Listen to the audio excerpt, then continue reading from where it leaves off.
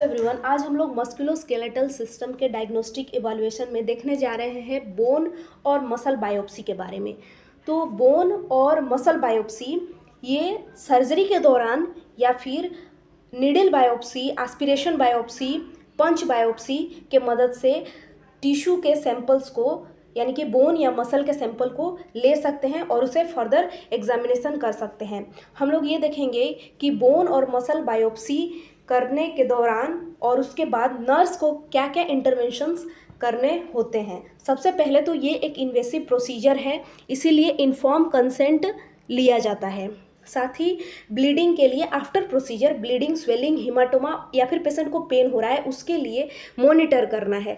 और जिस भी साइड से एस्पिरेशन हुआ है या फिर नीडल इंसर्शन बायोप्सी लिया गया है उस साइट को, उस एक्सट्रीमिटी को 24 आवर के लिए हमें एलिवेट करके रखना है। और आइस एप्लीकेशन जो है हम लोग प्रोवाइड कर सकते हैं आफ्टर प्रोसीजर। अगर हीमाटोमा है या फिर पेशेंट को डिस्कम्फर्ट फील हो रहा है तो डिस्कम्फर्ट को और हीमाटोमा को कम करने के लिए हम लोग आइस एप्लीकेशन यूज़ कर सकते हैं। साथ ही वाइटल साइन को मॉनिटर करना है, इन्फेक्शन को मॉनिटर करना है और क्लाइंट को इन्फॉर्म करना है कि माइल्ड से लेकर मॉडरेट तक का डिस्कम्फर्ट फील हो सकता है आफ्टर प्रोसीजर, ये नॉर्मल है। नेक्स्ट हम लोग इलेक्ट्रोमायोग्राफी के बारे में देखेंगे।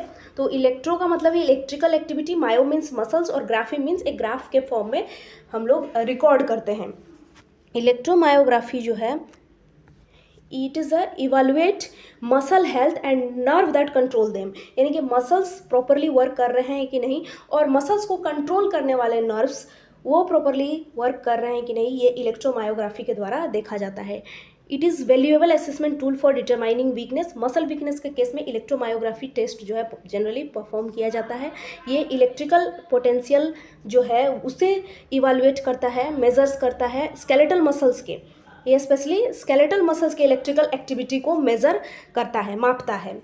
और इसमें नीडल इंसर्ट किया जाता है मसल के अंदर और जो मस्कुलर एक्टिविटी है उसे एक ऑसिलोस्कोप के द्वारा जो है रिकॉर्डिंग पेपर पर ट्रैक किया जाता है।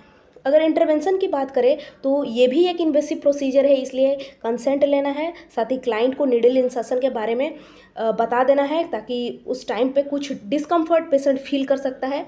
साथ ही instruct the client not to take any stimulant और sedative for 24 hour before procedure, यानी कि यह प्रोसीजर करने के 24 घंटे से पहले सीडेटिव नहीं लेना है क्योंकि इसमें मसल एक्टिविटी स्लो हो जाता है, और स्टिमुलेंट ड्रग नहीं लेना है क्योंकि इस स्टिमुलेंट्स के वजह से मसल एक्टिविटी ज़्यादा हो जाता है।